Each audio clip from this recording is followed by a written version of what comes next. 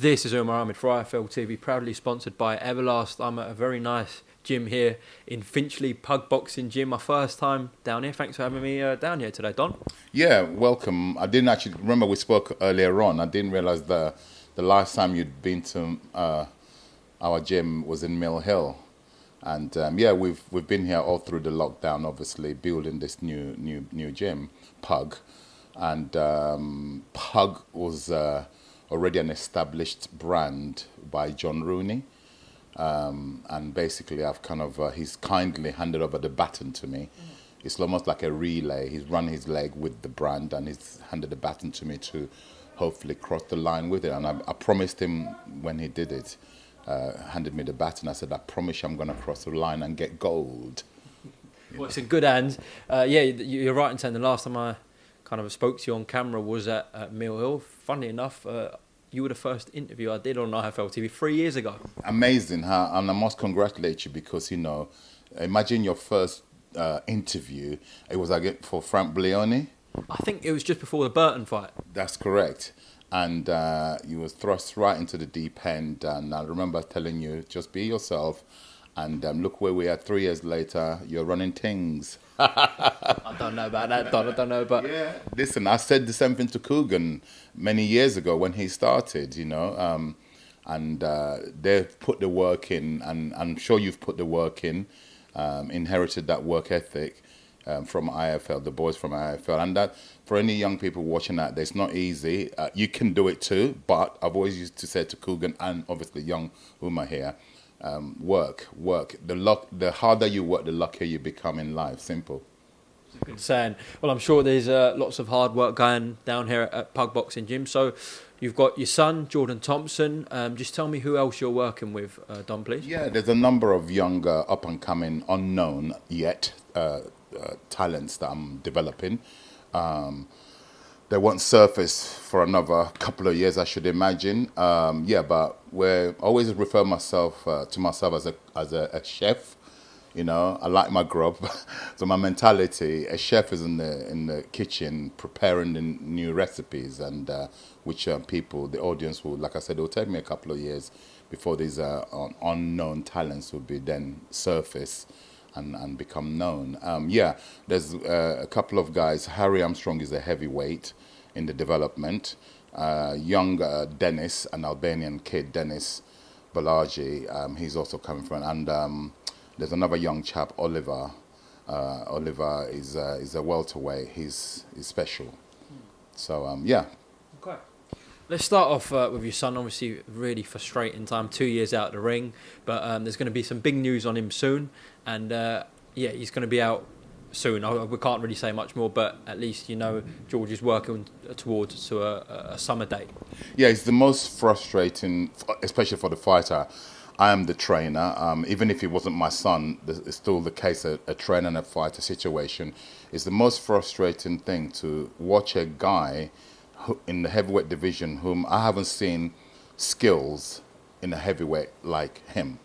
To see him just literally rotting away with no major promoters as such. It's his fault, because he didn't win the ABA. He didn't do much as an amateur, but his style has always been that of a pro. So I knew myself that he wouldn't. He did the amateurs, but I always knew that his style would be more suited to the pro ranks. But yes, soon he will have an announcement, and to start, he's 3-0 as we speak. He started his career 3 years. He's had 3 fights in 3 years, and that's a fight per year. For a beginner, that's not good. So we're going to obviously do something about it. He will do something about it. And given the opportunity which he's about to get, a platform which they're going to promote him and get behind him, and he will show what he can do. Having said that, though, like Jordan Thompson as well, they were both out in camp with Tyson Fury before the Deontay Wilder rematch, and then also spent time in camp during the lockdown as well in Manchester. So invaluable experience. How much do you think that's brought on both Jordan and George? Oh my goodness, you're not going to get any better than that. The company they've kept in the name of Tyson Fury. Tyson not only have had them both, the first camp was successful because they beat Wilder He stopped Wilder conclusively, was conclusive. And then, like you said, they spent a bit more time with him in Morecambe recently. So, I mean, the mentality, being around the champion, seeing how he trains, there's a lot. It's not just about the fighting side of it. It's the lifestyle, to see the influence they'll gain from being around such company is priceless. And in terms of Jordan, what's going on with his career, Don? Yeah, again, and the most frustrating one as well, where you got a guy, to me, Barrow Coley, who's already a world champion. To me, he's number 2 in this country right now.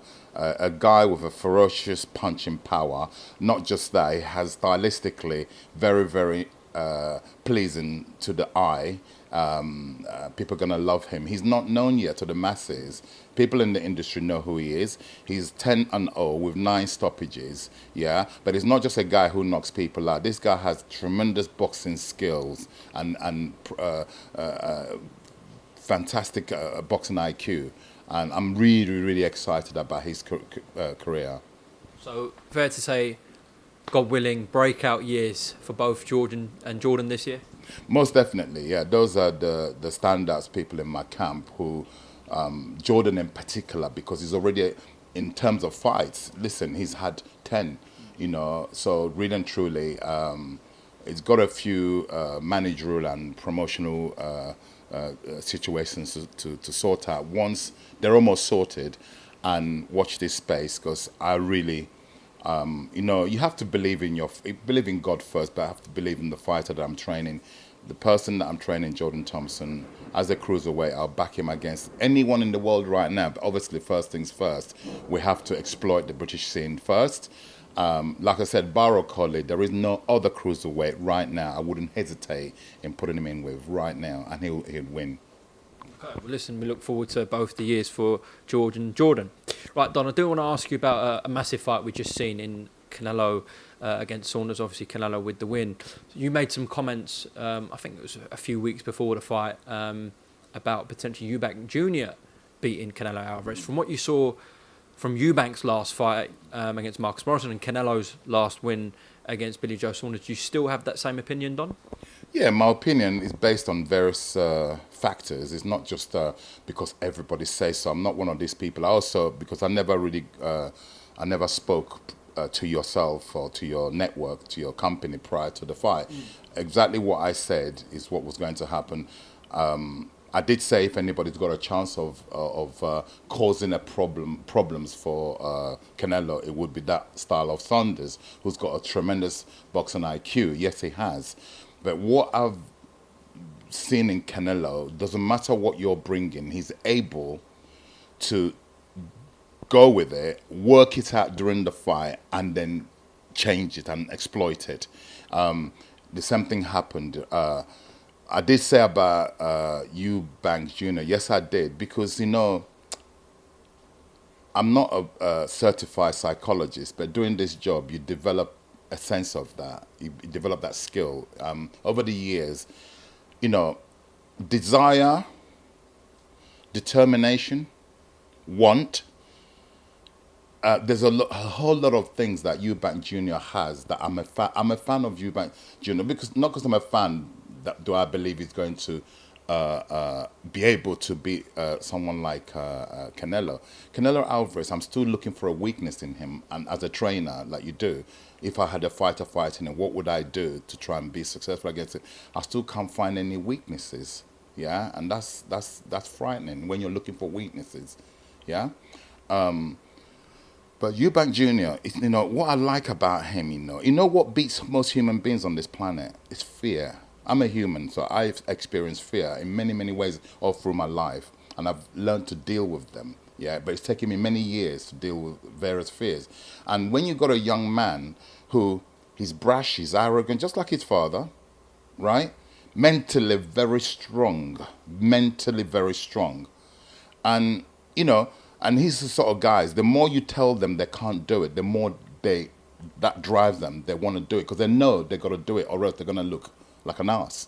Yeah. So, yeah. If given the opportunity, I don't think that will come yet, because I believe Canelo's got a few issues to dates with other people who are maybe in the front of the queue. Let's say it was Canelo's third fight from now, let's say, right? Remember, Canelo, how old is he now? 30, isn't he? 31 or 30, yeah, I believe. Okay. How old is Junior? 28, 29? Yeah, just a bit younger. Yeah, so age is a factor, and look what he did to James the Girl.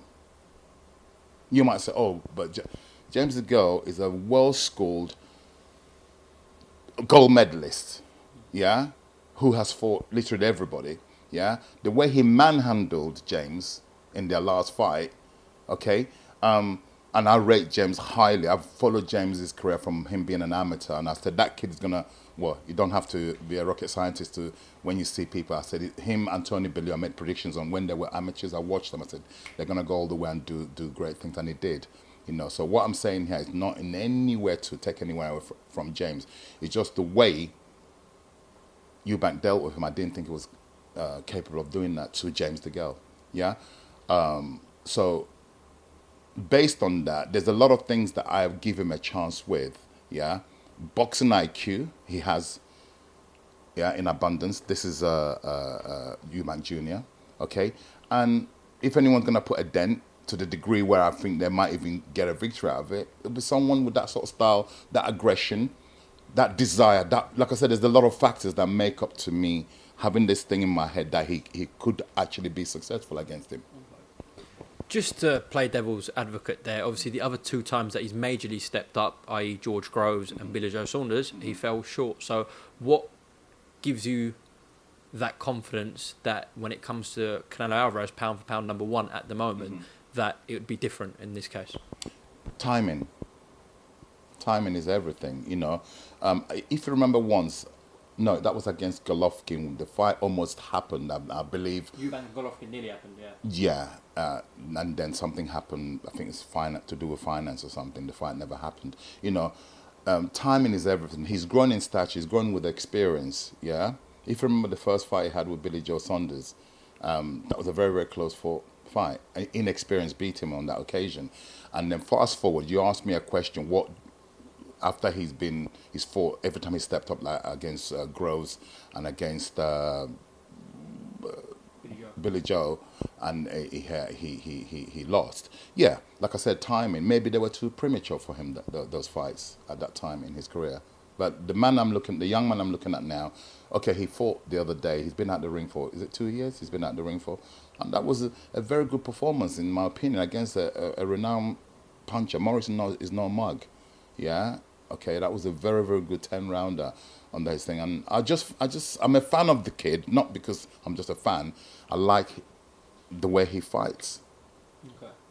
Would you still make Canelo a favourite, in your opinion, in that fight? Most definitely. Come on, I'd be a mug not to, based on history, what he's already done, to the personnel he's done it to. Yeah?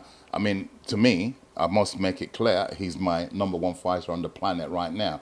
I've been a fan of his for a long, long time, Canelo. Again, like I said to you, I'm still looking for, if I was training somebody to try and fight someone like that, I'm looking for weaknesses, yeah? The guy can do everything, yeah? And he's able to infiltrate whatever game plan you and your team bring. He's able to read it, take it, and flip it on you. And, you know, it's amazing. He's a joy to watch. Okay, another fight that I want to ask you about, or major fight. We just had one, Canelo Saunders. We're looking at August 14th for Tyson Fury and Anthony Joshua. Obviously, regarded as one of the biggest fights ever in the sport. What's your honest opinion about that fight, Don? Let's say honest opinion. I'm always telling the truth and nothing but the truth. So basically, for that fight, it's a question of who is able to implement their game plan on the night. That's how fine of a line, how tight the result will be. It's down to who's able to execute their game plan on the night. There's very, very little to split them. If anyone's got, again, stylistically, the style to dent the Gypsy King Fury, it'll be that of Anthony Joshua, because Anthony is a very well-schooled amateur, right? Hence why he's an Olympic gold medalist. right? And let's face it, Fury does get put down, knocked down here, there, and there through his career, yeah.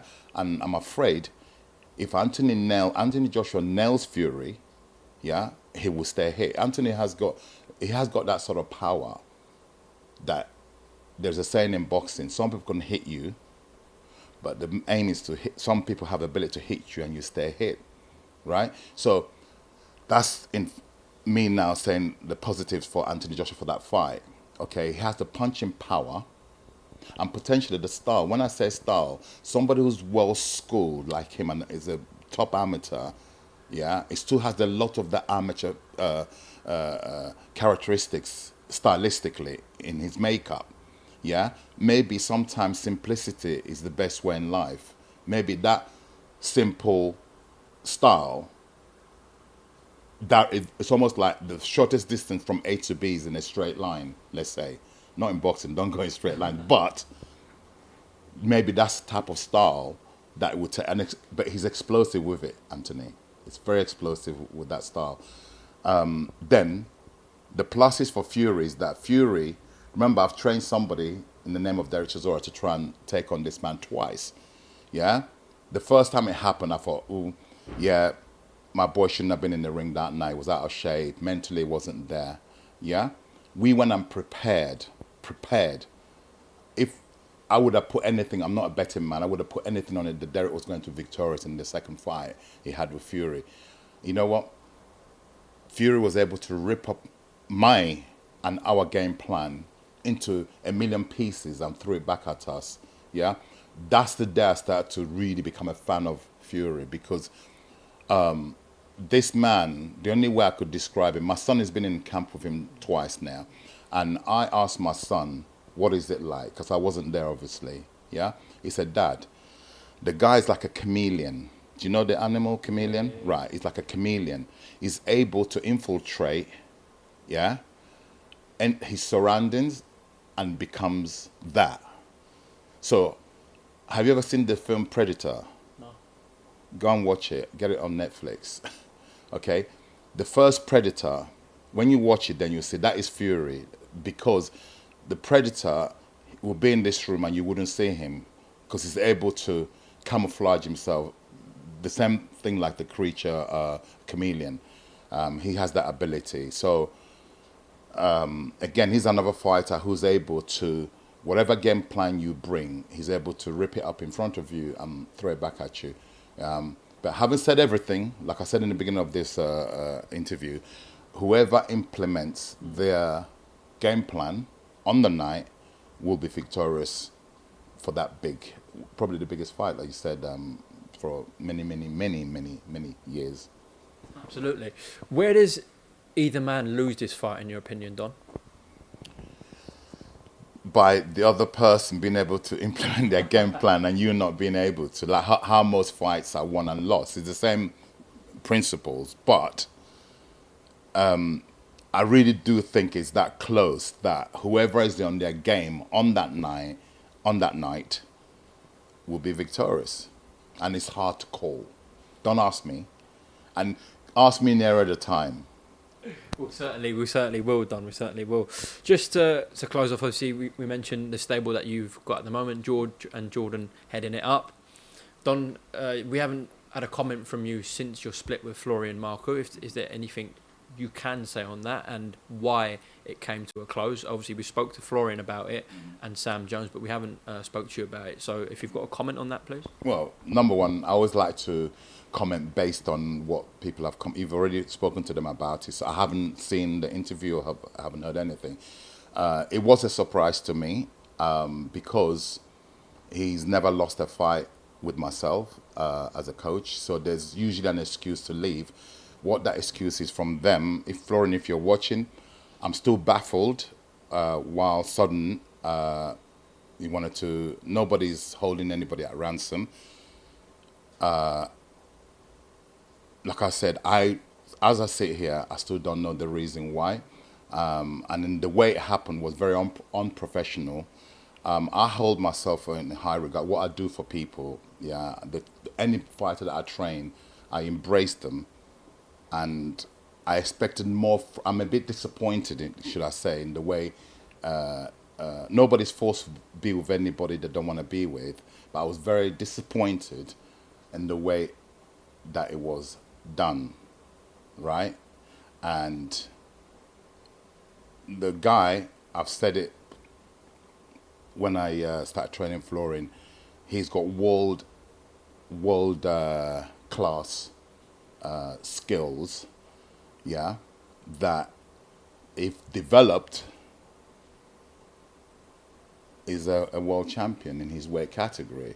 Yeah, he has a lot mentally, physically. He's got his attributes are like sickening. What I've seen him do, what he can do in a boxing ring, yeah. Am I disappointed? Terribly disappointed, because, you know, I'm one of these guys. And also, when he first came into this country, when nobody knew him, I was the one, again, yeah, Mr. Save the World. I was the one who physically acquainted him with various individuals who was able to get him going, yeah. It's so weird that then, when his career is now on the map, where everybody now knows about him, then the man who physically, instrumentally engineered, the beginning is very, very important. And when we're born, the birth that our mother gives us is very, very important, because without you being born successfully, right, and you're very unlikely to do anything in life. So I am very disappointed in the way he walked. I never had no notification from nobody, no phone calls from no managers, yeah. And yeah, I'm very disappointed, to say the least. But the guy is a brilliant human being, Florian Marku, that is an exceptional fighter.